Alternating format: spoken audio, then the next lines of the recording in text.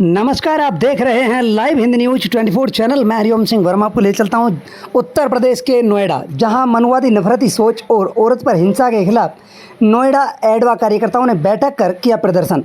औरत मर्द की बराबरी, धार्मिक नफरत और जात पात का खात्मा आदि मुद्दों पर जनवादी महिला समिति द्वारा चलाए जा रहे अभियान के अंतर्गत सेक्टर 8 नोएडा कार्यालय पर जनवादी महिला समिति गौतम बुद्ध नगर की कार्यकर्ताओं की बैठक हुई। बैठक को संबोधित करते हुए जनवादी महिला समिति के राष्ट्रीय नेता कामरेड शाहिबा फारूकी ने कहा कि आज हमारे देश में एक खतरनाक साजिश चल रही है। दलित, आदिवासी, अल्पसंख्यक, गरीब और औरत पर हमले बढ़ते जा रहे हैं। कभी धर्मांतरण के नाम पर, तो कभी बांग्लादेशी या रोहिंग्या कहकर, तो कभी झुग्गी झोंपड़ी उजाड़कर सरकार और उससे जुड़े संगठन लगातार आम जनता के जीवन पर हमला कर रहे हैं। यह सब यूं ही नहीं हो रहा है, इसके पीछे आरएसएस, बीजेपी की मनुवादी सोच है। एक ऐसी सोच जो अमीर को देश की ज़मीन, संसाधन और सत्ता सुख पहुंचाती है और गरीब, मजदूर, दलित और अल्पसंख्यक को आपस में लड़ाकर कमज़ोर करना चाहती है। आरएसएस और भाजपा का लक्ष्य भारत के संविधान को ख़त्म कर मनुवादी सोच कर आधारित हिंदू राष्ट्र बनाना है।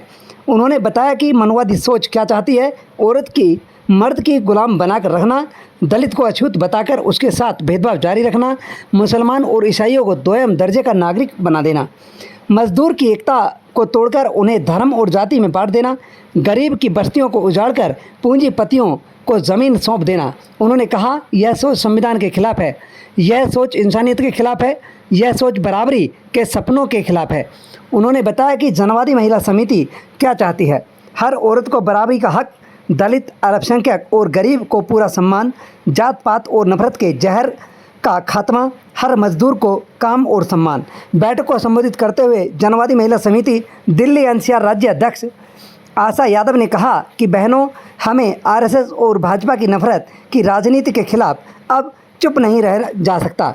हमें वह समाज नहीं चाहिए जिसमें इंसान को इंसान नहीं समझा जाता।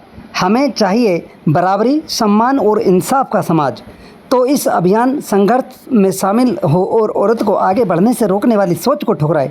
दलित, अल्पसंख्यक और गरीब पर हो रहे हमलों के खिलाफ आवाज़ उठाएं। झुग्गियों को उजाड़ने और ज़मीन की लूट का विरोध करें।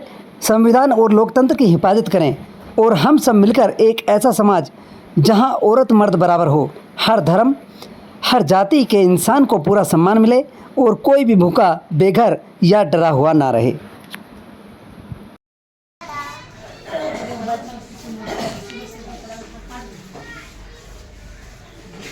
आशा यादव जी, आपकी बैठक हुई है जनवादी महिला समिति की, किन मुद्दों को लेकर के बैठक हुई है और क्या अभियान है आपका? हमारे लिए जो हमारा जो ये जत्था जो चल रहा है, ये हमारा पूरे हिंदुस्तान में चल रहा है। समाज में महिलाओं को जिस दृष्टि से देखा जा रहा है, उस दृष्टि से महिलाओं को आज अभी तक बराबरी का दर्जा नहीं दिया गया है। और इस जो अब सरकार आ रही है, ये मनुवाद को आगे और लेकर जा रही है। महिलाओं में आप कहीं भी देख लिए, पक्षपात महिलाओं में और किसानों में, मजदूरों में, हर जगह पर भेदभाव हो जा रहा है। जो कि हम जिस समाज को लेकर हमने आज़ादी जो हासिल की थी, उस आज़ादी का कोई मायना नहीं रहा है। महिलाओं को अभी भी उस दृष्टि से देखा ही नहीं जा रहा, जबकि महिलाएं हर क्षेत्र में आगे बढ़ चढ़ कर हिस्सा ले रही हैं।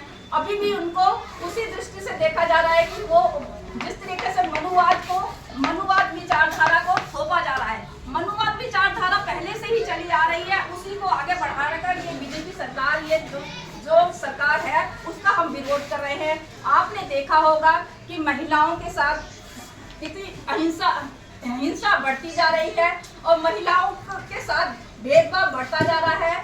मनुवादी विचारधारा उन पर थोपी जा रही है, अंधविश्वास उन पर अंधविश्वास के घेरे में वो उनको खदेड़ा जा रहा है।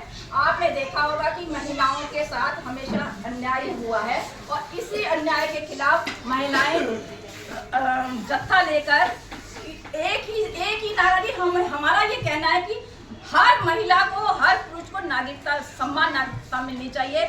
आपने देखा होगा कि मजदूरों के साथ जिस